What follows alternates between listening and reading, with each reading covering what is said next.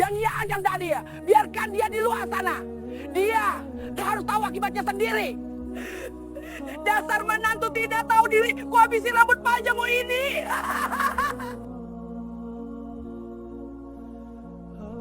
Seorang perempuan muda berdiri gemetar, tubuhnya diikat di batang pohon mangga, rambutnya habis digunduli, kulit kepalanya memerah, matanya bengkak, mulutnya basah oleh air mata dan debu. Orang-orang lewat di seberang jalan menoleh dengan ngeri tapi tak berani mendekat. Ia merau menyebut nama suaminya, berharap keajaiban datang sebelum rasa malu menghabisi seluruh sisa martabatnya. Tapi yang datang bukan pertolongan, melainkan tatapan dingin dari perempuan tua yang duduk di kursi plastik, menyaksikan itu semua dengan puas. Dan semuanya hanya karena satu fitnah. Fitnah yang belum tentu benar. Dan saat kebenaran datang, semuanya sudah hancur. Setelah menikah selama 6 bulan, Sakinah dan Ilham memutuskan untuk tinggal bersama ibunda Ilham, Bu Sari, di rumah peninggalan almarhum ayahnya. Alasannya sederhana. Rumah itu besar, tidak terpakai, dan bisa menghemat biaya hidup. Ilham baru saja dipindahkan ke kantor proyek di kota lain, dan ia tak ingin meninggalkan istrinya sendirian di kontrakan kecil yang jauh dari siapapun. Sakinah, yang dibesarkan di keluarga sederhana dan penuh kasih, menyambut baik ide itu. Ia membayangkan kehidupan seperti di sinetron, tinggal bersama mertua, saling menyayangi, masak bersama, berbagi cerita sore hari. Ia pikir, semua mertua pasti akan menyayangi menantunya seperti anak kandung sendiri. Tapi sejak langkah pertamanya menginjak rumah itu, rasa dingin langsung menyambutnya. Bu Sari memang tak pernah berkata kasar, tidak juga membentak. Tapi tatapan itu tak bisa dibohongi. Ada kebekuan di dalamnya. Senyumnya tipis, terlalu rapi untuk jujur. Dan saat memperkenalkan Sakinah ke tetangga, ia berkata, "Ini istri Ilham. Perempuan dari desa kecil, ya. Semoga bisa belajar sedikit-sedikitlah, menyesuaikan diri." Sakinah hanya tertawa pelan saat itu. Ia tak ingin menanggapi, berprasangka pun tidak. Ia hanya berpikir, mungkin memang belum akrab saja. Ia pun membantu mencuci piring, menyapu halaman, menyetrika baju, bahkan tanpa diminta. Tapi tak satu pun dari semua itu membuat Bu Sari memujinya, atau sekadar mengucap terima kasih. Yang keluar justru, "Kamu cuci bajunya pakai pewangi gak? Soalnya kok masih bau ya?" Ilham tak pernah melihat hal itu. Setiap kali pulang, ibunya selalu menyambut hangat, bahkan menyiapkan makanan kesukaan. Sakinah diam. Ia tahu, jika ia mengadu, ia hanya akan dianggap manja. Jadi ia simpan semua sendiri, termasuk rasa sesaknya setiap malam menangis di kamar mandi. Namun hari-hari itu masih terasa ringan dibanding apa yang akan terjadi nanti. Saat satu kesalahan besar dituduhkan padanya, dan semua rasa hormat berubah jadi amarah membara. Dan saat itu datang, semuanya tak akan pernah sama lagi. Pagi itu matahari belum tinggi ketika suara teriakan menggema dari dalam kamar Bu Sari. Tumpukan baju berserakan di lantai, lemari terbuka lebar, dan wajah Bu Sari pucat menahan marah. Ia berdiri sambil menggenggam kain daster lusuh. Matanya liar, mulutnya bergetar menyebut satu nama. "Sakinah, kesini kamu." Sakinah yang sedang mencuci beras di dapur langsung terkejut. Suaranya keras. Nada suaranya seperti pisau. Ia buru-buru membasuh tangannya dan berlari kecil ke kamar mertuanya.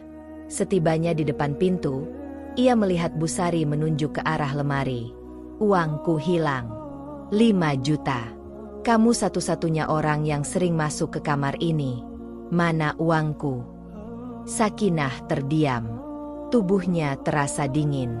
Saya tidak pernah menyentuh lemari itu, Bu," katanya pelan. Tapi kalimat itu tak cukup. Bu Sari langsung maju dan mendorong bahunya. "Kamu pikir aku bodoh? Kamu kira aku gak tahu? Kamu tiap hari nyapu, masuk-masuk kamar orang. Jangan kira aku buta, ya?" Sakinah mencoba menjelaskan, tapi semua kalimatnya ditolak. Setiap pembelaannya dipotong. Ia mencoba menangis. Tapi Bu Sari malah menertawakan. Air mata kamu itu bukan bukti kamu suci. Banyak maling juga pura-pura nangis, katanya sambil mengibas tangan. Waktu seakan berhenti. Tetangga mulai berdatangan, mengintip dari pagar. Tapi tak ada satupun yang mendekat. Semua hanya menatap dari kejauhan. Pura-pura sibuk, pura-pura tidak tahu. Mereka tahu watak Bu Sari, tapi tak satupun berani menyela. Sakinah kembali ke dapur.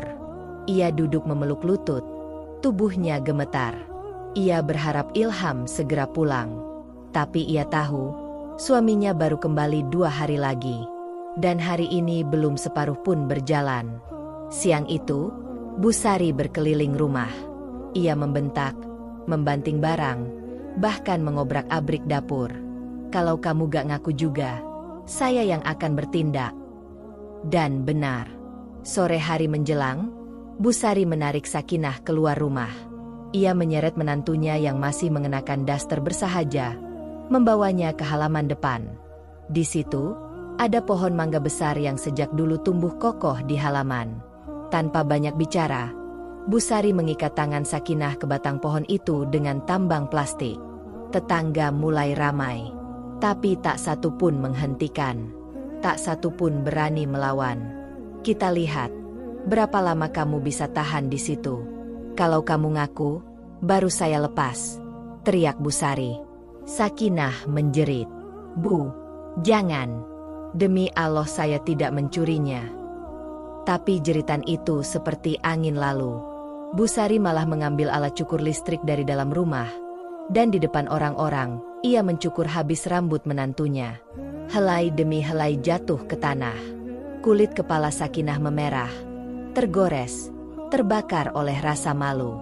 Tubuhnya gemetar. Tapi lebih dari itu, hatinya hancur. Lihat baik-baik. Inilah perempuan yang pura-pura baik. Inilah pencuri. Seru Bu Sari sambil menunjuk-nunjuk kepala botak Sakinah. Orang-orang terdiam. Beberapa menunduk. Tapi tidak ada yang mendekat. Tidak ada yang menolong. Dan di tengah semuanya, satu tetangga diam-diam mengangkat ponselnya, menelpon seseorang yang sedang berada jauh dari rumah. Saya rasa kamu harus cepat pulang. Istrimu dalam bahaya. Namun panggilan itu hanya dijawab dengan tawa kecil dari Ilham. Ah, Bu Sari memang suka drama. Nanti juga reda sendiri. Ia tidak tahu bahwa istrinya saat itu sedang berdiri di bawah panas matahari, tanpa perlindungan, tanpa harga diri, dan hanya ditemani tangis yang tak didengar siapapun. Matahari semakin condong ke barat. Angin sore berembus pelan, tapi tidak cukup untuk mendinginkan kepala Sakinah yang baru saja dicukur paksa. Kulit kepalanya perih, terbakar oleh panas, dan memerah karena gesekan alat cukur. Ia berdiri terikat pada pohon itu seperti sebuah hukuman tradisi kuno yang menakutkan. Air matanya terus turun, setetes demi setetes. Namun tidak ada satupun yang sudi mengusapnya. Bu Sari duduk di kursi plastik tidak jauh dari Sakinah. Ia menyulut rokok dengan santai, menatap menantunya seolah menatap seekor binatang kotor. Kalau kamu mau ngaku, aku lepas. Kalau tidak, biar semua orang lihat siapa kamu, katanya dengan nada penuh kemenangan. Sakinah tak berhenti memohon. Bu, saya bukan pencuri, demi Allah saya tidak mengambil uang ibu. Suaranya serak, hampir tak keluar lagi. Tetapi semakin ia bersumpah, semakin Bu Sari mengejek. Sudahlah, semua maling juga pakai nama Allah buat nutupin dosanya. Kalimat itu menusuk lebih tajam daripada cukur yang baru saja mengoyak rambutnya. Orang-orang yang menonton bergumam pelan, merasa iba, tetapi ketakutan menahan mulut mereka. Mereka tahu, Bu Sari bukan orang yang mudah dibantah. Beberapa kali ia mengancam tetangga hanya karena hal sepele. Tidak ada satupun yang mau berhadapan dengannya.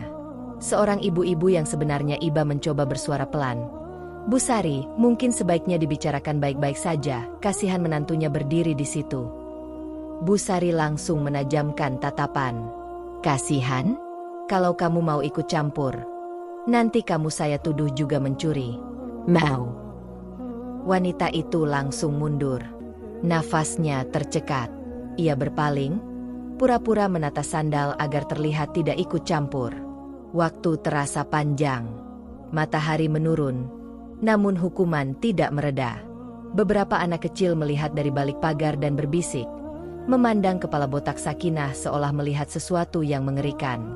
Tubuh Sakinah mulai goyah. Kakinya lemas, tapi tali di tangannya tidak membiarkannya jatuh. Ia hanya menggantung pada kekuatan dari rasa takut dan rasa malu. Dalam keputusasaan itu, ia berseru lagi, suara yang lebih lemah dari sebelumnya. "Tolong, ada yang tolong saya tidak mencuri." Tapi suara itu seperti pecahan kaca yang jatuh ke tanah, retak tanpa gema. Di dalam rumah, seorang tetangga lainnya kembali mencoba menghubungi Ilham. Ia mengirim pesan singkat, mengirim foto dari jauh, takut ketahuan, memperlihatkan kondisi Sakinah yang digunduli, terikat, tak berdaya. Namun Ilham hanya membalas, "Biar saja, Bu Sari memang begitu kalau marah. Nanti malam juga reda." Ia tertawa kecil dalam pesannya, seolah ia menonton drama murahan yang akan selesai sendiri. Tetangga itu menggigit bibirnya, menyesal tak bisa berbuat lebih. Ia menatap dari kejauhan, melihat Sakinah semakin lunglai. Kulit kepalanya memerah karena panas, matanya bengkak, baju rumahnya basah oleh keringat dan air mata. Dan selama itu, Bu Sari tetap mengawasi dengan tatapan puas, seolah tidak sabar menunggu Sakinah mengaku sesuatu yang tidak pernah ia lakukan. Menjelang maghrib, suara adzan berkumandang. Tapi tidak ada yang menghentikan hukuman ini. Tidak ada yang menurunkan tambang itu. Tidak ada yang mengusap luka di kulit kepala itu. Bahkan, di antara suara adzan yang memanggil manusia untuk bersujud, hanya satu suara lirih yang terdengar di ujung halaman.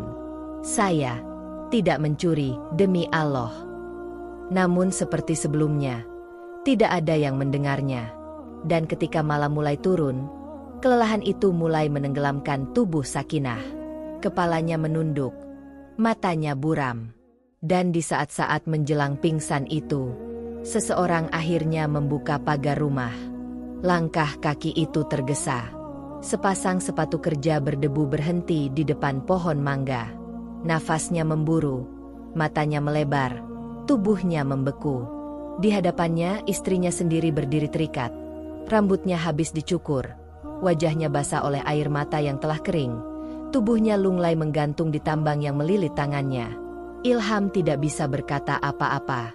Dunia seakan berhenti berputar di detik itu. Suara jangkrik sore mendadak sunyi. Pandangannya gelap. Dadanya sesak. "Sakinah. Astagfirullah. Sakinah," teriaknya. Sakinah mengangkat wajah pelan. Matanya sayu, bibirnya pecah. Suaranya hampir tak terdengar. "Mas, tolong." Ilham berlari mendekat. Tangannya bergetar membuka ikatan. Ia tak peduli lagi siapa yang menonton. Ia peluk tubuh istrinya yang lemah dan dingin, seolah baru saja diangkat dari jurang penderitaan. Tubuh Sakinah merosot ke pelukannya, dan ia menangis. Tidak lagi bisa menahan rasa hancur di dalam dadanya. Dari arah kursi plastik, Bu Sari berdiri perlahan. "Ilham, kamu pulang? Ibu sedang kasih pelajaran buat istrimu." "Dia." "Cukup," bentak Ilham. Suaranya keras dan menggema, membuat burung-burung di pohon berhamburan terbang. "Apa yang ibu lakukan?" "Dia istri saya. Manusia, Bu, bukan binatang." "Ibu punya alasan. Dia curi uang 5 juta dari kamar ibu," sahut Bu Sari tak mau kalah. Ilham mendekat dengan mata merah. "Apa ibu punya bukti? Ada yang lihat? Ada rekaman? Atau cuma karena ibu benci dia sejak awal?" Bu Sari tercekat. Ilham menggenggam tubuh Sakinah erat. "Saya gak akan tinggal di rumah ini lagi. Mulai detik ini, saya bawa istri saya pergi. Dan ibu jangan harap saya kembali. Bahkan saat ibu mati pun, saya tidak akan datang." Kalimat itu seperti guntur, menggetarkan jantung semua yang mendengar. Bu Sari melangkah mundur, napasnya terhenti sesaat, Matanya tak percaya mendengar kutukan dari anak kandungnya sendiri. Ilham, kamu tidak tahu apa-apa. Uang itu penting. Kalau bukan dia yang ambil, siapa lagi? Ilham tak menjawab. Ia hanya memeluk istrinya lebih erat, lalu membawanya masuk ke mobil tua yang diparkir di depan. Ia tak berpamitan, tak menoleh lagi, bahkan tak membawa barang-barangnya. Hanya satu yang ia bawa, istrinya dan amarah yang belum sempat padam. Mobil itu melaju meninggalkan rumah besar yang kini terasa sunyi dan dingin. Di teras, Bu Sari terduduk lemas. Warga satu persatu pergi. Tidak ada yang menyapa, tidak ada yang menghibur. Malam itu, hanya satu suara yang terus menggema di kepala Bu Sari. Bahkan saat ibu mati pun, saya tidak akan datang. Dan di rumah lain, di ujung kota yang lebih tenang, seorang istri berbaring di ranjang kecil, kepalanya dibalut kain tipis, matanya menatap kosong ke atap. Ia tidak pernah menyangka, hanya karena uang 5 juta, ia harus kehilangan harga diri, rambut, dan hampir kehilangan orang yang paling ia percaya. Dan yang lebih menyakitkan lagi, luka itu belum selesai. Karena tak ada yang tahu, kebenaran tentang uang 5 juta itu masih tersembunyi di tempat yang tak pernah disangka. Sudah 5 hari sejak Sakinah dan Ilham meninggalkan rumah itu. Di rumah kontrakan kecil di pinggiran kota, Sakinah hanya berbaring. Kepalanya masih terasa perih, kulitnya mengelupas karena iritasi, dan setiap menyentuhnya, ia mengernyit menahan nyeri. Tapi luka di kepala tak sebanding dengan luka di hatinya. Ia tak bicara banyak. Bahkan pada Ilham pun, kata-katanya pendek. Bukan karena marah, tapi karena jiwanya remuk. Air matanya sering turun tanpa suara, membasahi bantal yang sudah berganti beberapa kali. Ilham sendiri tak kalah terpukul. Setiap kali melihat istrinya terbaring, tubuhnya kurus, mata sembab, ia menahan rasa bersalah yang menghimpit dadanya. Ia merasa terlambat. Ia merasa gagal sebagai suami. Kenapa aku percaya begitu saja pada ibu? Kenapa aku tak pulang lebih cepat? Gumamnya berulang-ulang di dalam hati. Di sela malam, Ilham duduk di teras, menatap langit yang mendung. Hujan belum turun, tapi hatinya sudah banjir. Ia mengingat semua yang pernah terjadi sejak awal pernikahan, semua keraguan ibunya, semua ucapan Sakinah yang sering ia anggap remeh. Dan kini, semuanya pecah di depan mata. Ia menatap ponselnya. Ada 5 panggilan tak terjawab dari nomor ibunya. Juga pesan singkat. Ilham, dengar dulu penjelasan ibu. Ibu hanya ingin kamu sadar istrimu itu ada yang gak beres. Kalau kamu tetap pergi, ibu akan anggap kamu bukan anak ibu lagi.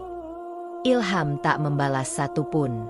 Ia menekan tombol, hapus, lalu mematikan ponsel. Di tempat lain, rumah besar itu kini sunyi. Sejak Ilham pergi, Bu Sari hidup sendirian. 2 adiknya tinggal di luar kota dan jarang pulang. Suasana rumah berubah dingin. Tak ada suara sendok, tak ada bau masakan. Hanya detak jam tua di ruang tamu dan suara televisi yang menyala sebagai teman. Namun Bu Sari masih keras kepala. Ia masih yakin Sakinahlah yang mencuri uangnya. Ia masih menyimpan keyakinan bahwa tindakannya benar. Sampai suatu malam, ketika ia hendak mengambil senter di atas lemari dapur, tangannya menyentuh kotak tua berwarna merah hati. Kotak itu berat. Ia buka perlahan. Di dalamnya, ada uang. Lembaran-lembaran yang masih rapi, 5 juta rupiah, persis jumlah yang ia kira hilang. Matanya membelalak, jari-jarinya gemetar. Ia memeriksa lagi. Di balik uang itu, ada catatan kecil tulisan tangannya sendiri. Uang untuk bayar tukang servis pompa air bulan depan. Jangan sampai lupa, simpan di atas lemari dapur. Tubuh Bu Sari terhuyung. Ia terduduk. Nafasnya memburu, dadanya nyeri. Ini yang selama ini aku cari, bisiknya. Tangannya bergetar memegang catatan itu. Tubuhnya terasa dingin. Keringat dingin membasahi pelipis. Dunia terasa berputar. Semua gambaran Sakinah menangis, diikat di pohon, kepala digunduli, Teriakannya yang tidak pernah ia dengar, semua kembali menyerbu seperti mimpi buruk yang nyata. Dan di saat itu, tubuh Busari ambruk ke lantai. Pandangannya mengabur. Ia mencoba berdiri tapi tak bisa. Kakinya kaku, tangannya lunglai, mulutnya ingin berteriak, tapi suaranya hanya parau dan kosong. Ia tidak tahu bahwa sejak malam itu, bukan hanya rasa bersalah yang akan menggerogotinya, tapi juga sesuatu yang lebih menakutkan. Sesuatu yang tidak bisa diobati oleh dokter atau obat manapun. Sejak malam itu, tubuh Busari tidak pernah lagi terasa ringan. Bangun tidur, seluruh persendiannya ngilu. Kakinya bengkak tanpa sebab, dan kedua tangannya sering mati rasa. Ia mencoba memijit sendiri, tapi rasa sakitnya justru menjalar ke seluruh tubuh. Beberapa hari kemudian, muncul ruam hitam di bagian punggungnya. Awalnya sebesar koin, tapi makin hari makin melebar. Kulitnya mengelupas, terasa panas, dan mengeluarkan bau busuk samar yang bahkan membuatnya mual sendiri. Ia tak berani ke puskesmas, takut divonis penyakit aneh. Ia memanggil dukun langganannya, seorang perempuan tua yang biasa menyembuhkan masuk angin atau keseleo. Dukun itu datang, melihat punggung Busari, lalu diam cukup lama. Wajahnya berubah. Lalu ia hanya berkata pelan, "Bu, ini bukan sakit biasa. Ini ada yang lebih dalam." "Maksudmu santet?" tanya Busari setengah panik. Tapi sang dukun hanya menatapnya tajam dan berkata, "Ini bukan kiriman orang, Bu. Ini balasan dari langit. Coba ibu renungkan, siapa yang ibu zalimi?" Busari membuang muka. "Saya gak jahat ke siapa-siapa," katanya keras.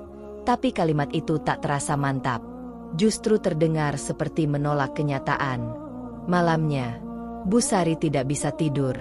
Bayangan wajah Sakinah, rambutnya yang digunduli, tubuhnya terikat di pohon, tangisnya yang lirih, terus muncul dalam pikirannya.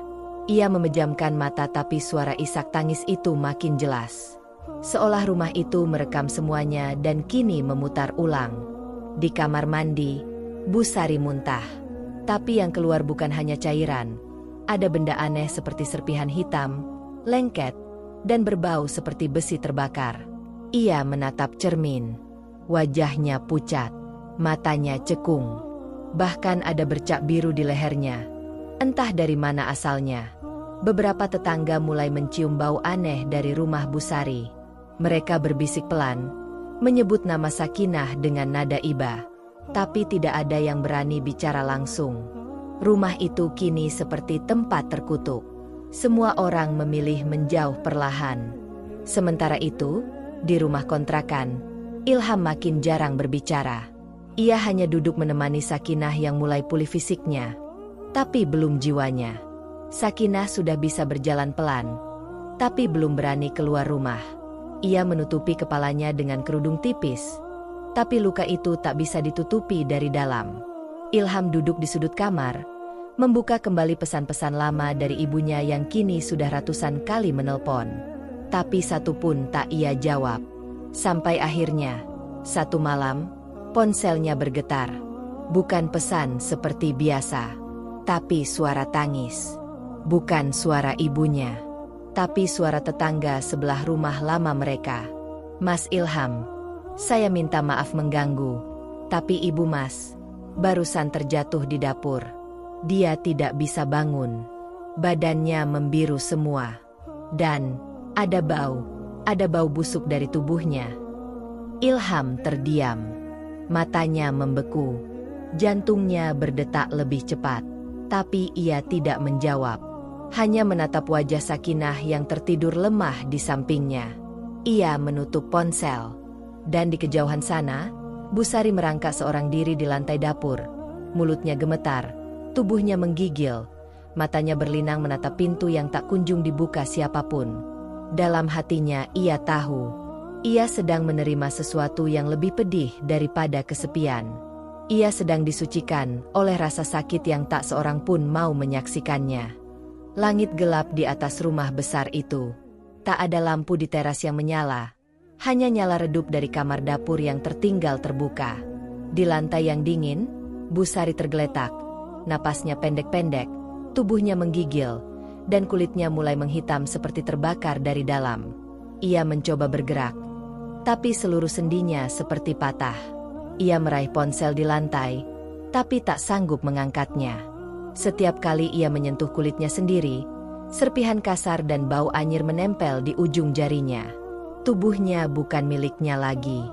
Ia ingin berteriak, tapi suaranya hanya keluar seperti gumaman serak. Tak ada orang yang datang. Tak ada satupun tetangga yang mengetuk pintu. Semua telah pergi. Pagi harinya, seorang tetangga yang dulu paling dekat dengannya datang setelah mendengar kabar dari warga lain.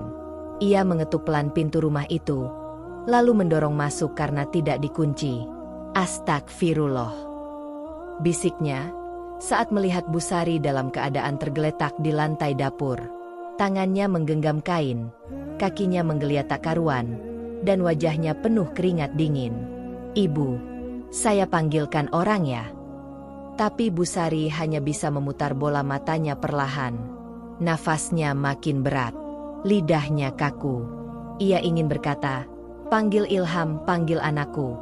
Tapi kalimat itu hanya menggantung di ujung bibir. Sementara itu di rumah kontrakan, Ilham kembali membaca pesan baru dari tetangga yang sama. "Ilham, tolong. Ibumu kondisinya makin parah. Kami gak bisa apa-apa.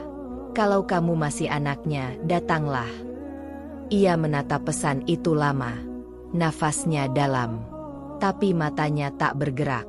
Di sampingnya, Sakinah duduk diam, menatap lantai dengan wajah pucat. "Aku gak tahu harus bagaimana, Sakinah," gumam Ilham. Sakinah hanya berkata pelan, "Kalau aku pergi bersamamu, aku bukan perempuan yang lemah. Tapi aku tidak bisa melupakan semuanya secepat itu." Ilham menggenggam tangan istrinya. "Aku cuma ingin tahu apa yang harus kulakukan sebagai anak dan sebagai suami." Hari itu Ilham tetap tidak menjawab pesan dari siapapun. Di rumah besar itu, kondisi Bu Sari memburuk cepat. Ruam di tubuhnya melebar menjadi luka terbuka. Bau busuk makin menyengat. Sampai-sampai tetangga yang datang hanya bisa menutup hidung sambil membaca doa dalam hati. Tak ada rumah sakit yang mau menjemput. Sopir ambulans yang pernah melihat kondisi kulitnya mengatakan bahwa itu bukan luka medis biasa. Tak ada penjelasan medis yang cukup. Tak ada penanganan pasti. Bu Sari kini mengigau, menyebut-nyebut nama Sakinah berulang kali. Terkadang menangis, terkadang tertawa histeris. "Sakinah, maafkan ibu. Jangan biarkan aku seperti ini. Jangan tinggalkan ibu sendiri." Tapi suara itu hanya menggema di dinding kosong. Di ruangan besar yang dulu ramai, kini hanya berisi tubuh renta yang membusuk dengan perlahan. Waktu terus berjalan. Matahari berganti bulan. Bulan menjadi senja. Tidak ada yang datang. Tidak dari keluarga. Tidak dari anak-anaknya yang lain. Hingga satu malam, saat hujan turun pelan, dan air menyusup dari sela-sela genteng, tubuh Bu Sari mulai kaku. Tangannya dingin, matanya terbuka separuh, tapi tak ada satupun manusia di sekitarnya. Ia menghembuskan napas panjang, satu kali, dengan isak tertahan. Lalu hening. Hanya suara hujan di atap yang terdengar, dan bau tubuh yang mulai membusuk bersama penyesalan yang terlambat. Pagi hari setelah hujan reda, warga sekitar mulai mencium bau yang ganjil. Bukan bau got mampet atau sampah tertinggal, tapi bau amis yang menyelinap melalui celah-celah angin, merambat dari balik pagar rumah Bu Sari yang tertutup rapat. Ibu Warni, tetangga sebelah yang dulu sering dipanggil Bu Sari untuk arisan, menutup hidungnya sambil mengintip dari jendela. Wajahnya pucat. "Bu Sari belum kelihatan 2 hari ini," bisiknya kepada suaminya. Tapi tak ada keberanian untuk mengetuk pintu. Baru siang harinya, seorang satpam kompleks yang biasa keliling, mencoba mendekat. Dengan masker kain dan langkah hati-hati, ia memanggil dari luar pagar. "Bu Sari, Bu Sari, ini Satpam Pak Joko." "Bu, sehat, Bu." Tak ada jawaban. Pintu rumah sedikit terbuka. Bau makin terasa. Dengan berat hati, Satpam itu mendorong pintu, masuk perlahan, dan apa yang ia lihat di ruang belakang membuatnya mundur sambil menjerit lirih. Ia hampir muntah. Tubuh Busari terbujur kaku di atas lantai dapur. Matanya membelalak setengah. Kulitnya menghitam dan bersisik. Bagian tubuhnya penuh luka terbuka. Di sekitar tubuhnya, lalat mulai berdengung. Bau busuk menusuk sampai ke ubun-ubun. Dalam ketakutan dan panik, satpam itu langsung menghubungi aparat desa. Tak butuh waktu lama, kabar itu menyebar ke seluruh warga. Tapi yang datang bukanlah keluarga.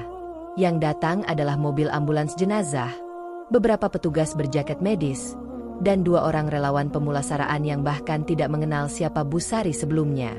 Ilham baru mengetahui kabar itu malam harinya, dari pesan singkat salah satu perangkat desa. Busari meninggal tadi siang. Tidak ada yang datang.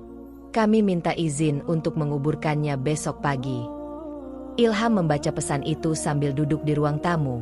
Tubuhnya kaku, napasnya berat. Tak ada air mata, hanya dada yang terasa kosong. Sakinah duduk di dekatnya, tak mengatakan apa-apa. Di tangannya, ada sajadah kecil dan mushaf. Tapi bahkan tangan yang biasa lembut itu gemetar menahan luka lama. Besok pemakaman. Mereka minta aku datang, kata Ilham pelan. Sakinah hanya mengangguk, tapi suaranya datar.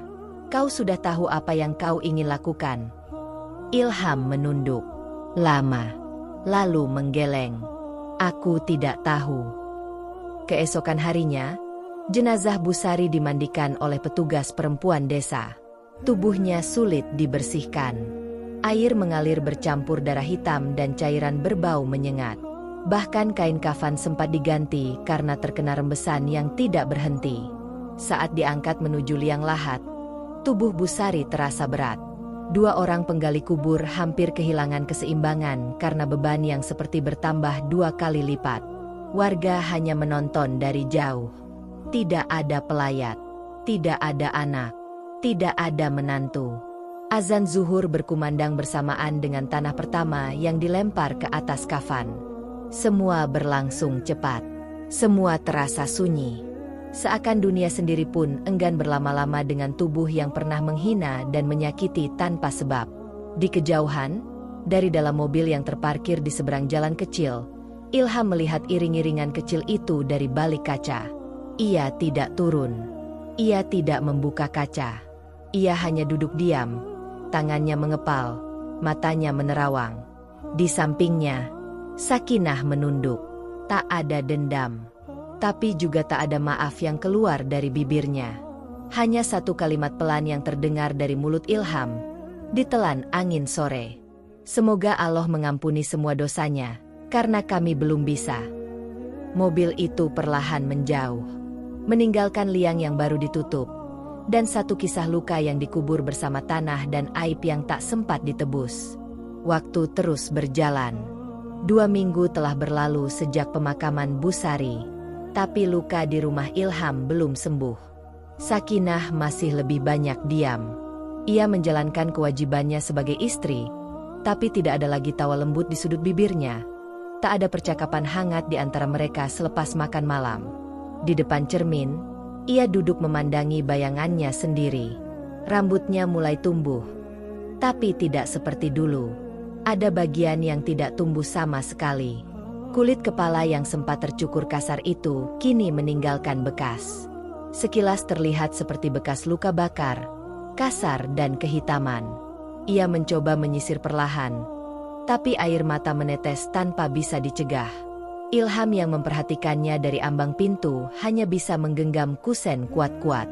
Ia ingin bicara, tapi tidak tahu harus mulai dari mana. Setiap malam ia mendengar suara lirih dari istri yang ia cintai, suara doa yang pelan, tangisan yang ditahan, dan terkadang kalimat-kalimat tanya pada Allah yang tak pernah berani ia jawab. Mengapa aku diuji seberat ini? Ya Allah, apa aku pernah menyakitinya? Apa aku pernah mencuri? Kenapa aku harus dihukum di depan manusia? Kenapa? Hanya Engkau yang tahu. Ilham tahu, bukan permintaan maaf yang bisa menyembuhkan luka itu. Dan bukan permohonan cinta yang bisa membalut rasa hancur Sakinah. Suatu malam, saat hujan kembali turun tipis di luar jendela, Sakinah duduk di ruang tamu bersama Ilham. Tak ada televisi yang menyala, hanya suara angin dan ketegangan yang menggantung. Ilham akhirnya bicara. Aku merasa semua ini karena aku terlalu percaya pada ibu. Aku takut menyakitinya, tapi malah membuatmu tersiksa. Aku minta maaf. Sakinah menggeleng pelan. Bukan salahmu sepenuhnya, tapi luka ini belum sembuh. Mas, mungkin butuh waktu. Mungkin tak akan pernah hilang. Ilham menunduk. Kita tak bisa kembali ke rumah itu, tapi kita bisa mulai hidup baru. Di tempat baru, di kota baru. Sakinah menatap wajah suaminya. Ada rasa lelah, tapi juga ketulusan yang tak pernah padam. Ia mengangguk perlahan. Mungkin itu lebih baik, ucapnya. Beberapa hari kemudian, mereka mulai mengemasi barang. Kontrakan kecil itu akan segera ditinggalkan. Tujuannya, kota lain, tempat Ilham mendapat proyek baru yang jauh dari kenangan lama. Sebelum pergi, Ilham sempat kembali ke rumah ibunya. Ia masuk perlahan, membuka pintu yang sudah mulai berdebu. Tak ada suara, tak ada aroma masakan. Hanya udara dingin dan sepi yang menyambut. Di kamar Busari, ia menemukan beberapa barang yang masih tersusun rapi. Tapi satu benda membuat langkahnya terhenti.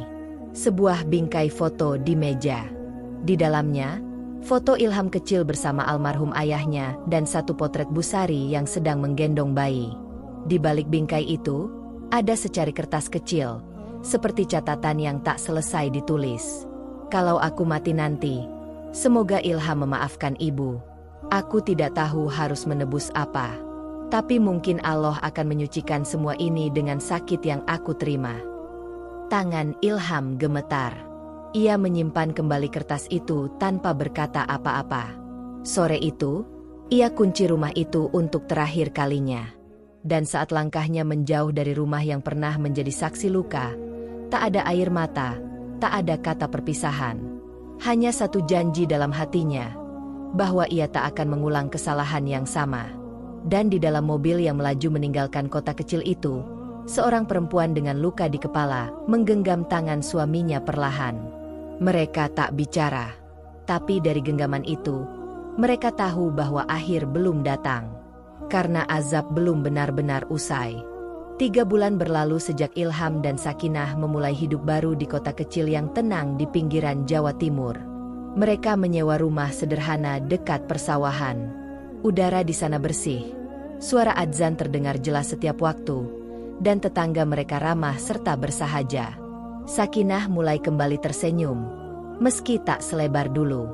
Ia sudah cukup berani keluar rumah, mengajar mengaji anak-anak di surau belakang. Rambutnya perlahan tumbuh, meski ada bagian yang tetap tidak tertutup. Ia menutupi bagian itu dengan kerudung lebar. Bukan karena malu, tapi karena luka itu adalah tanda bahwa hidup pernah mempermalukannya secara kejam. Ilham mendapatkan proyek konstruksi sekolah sederhana. Gajinya tidak besar, tapi cukup untuk menghidupi mereka. Di sela waktu, ia sering memandangi Sakinah dari kejauhan. Tak pernah ia sangka, perempuan yang dulu ia kenal di toko alat tulis kecil, kini telah melewati neraka bersamanya. Tapi di balik ketenangan itu, sesuatu mulai berubah di tubuh Ilham. Awalnya ia pikir hanya masuk angin atau lelah. Tapi makin hari, kakinya terasa berat. Tangannya mudah kesemutan.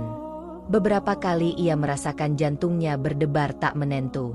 Suatu malam, setelah pulang dari proyek, Ilham terjatuh di depan kamar mandi. Sakinah menjerit, langsung memapah tubuh suaminya ke dalam. Wajah Ilham pucat, bibirnya membiru, nafasnya memburu seperti orang tenggelam. Mas Ilham, Mas kuat, ya bertahan, Mas. Isak Sakinah sambil mengguncang tubuh suaminya. Malam itu Ilham dibawa ke klinik terdekat. Dokter memeriksa, lalu mengerutkan dahi. Ini aneh, organ tubuhnya seperti melemah dengan cepat. Tapi hasil laboratorium tidak menunjukkan penyakit khusus. Tubuh Ilham semakin hari semakin lemah.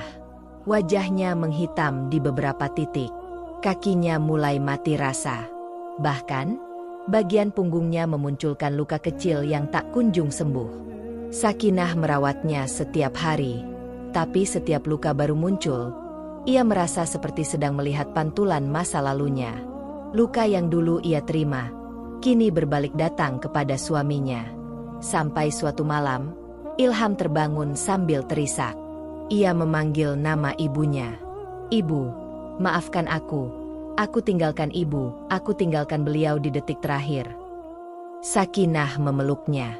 Tapi dalam diam, hatinya bingung. Apa ini cobaan? Apa ini warisan dari luka lama? 3 minggu kemudian, Ilham tak bisa bangun dari tempat tidur. Tubuhnya kurus. Matanya cekung. Tapi ia tetap berusaha tersenyum pada Sakinah setiap kali sadar. Suatu sore, Sakinah sedang menyapu halaman, ketika seekor kucing tiba-tiba datang dari arah luar. Tubuhnya kurus, bulunya rontok, dan di punggungnya ada luka merah yang serupa dengan luka di tubuh Ilham. Kucing itu mendekat, mengeong pelan, lalu rebah di depan kaki Sakinah. Ia mengelusnya, tapi tubuh hewan itu terasa panas dan kaku. Dan saat ia mengangkat kucing itu, seekor ulat kecil merayap keluar dari matanya.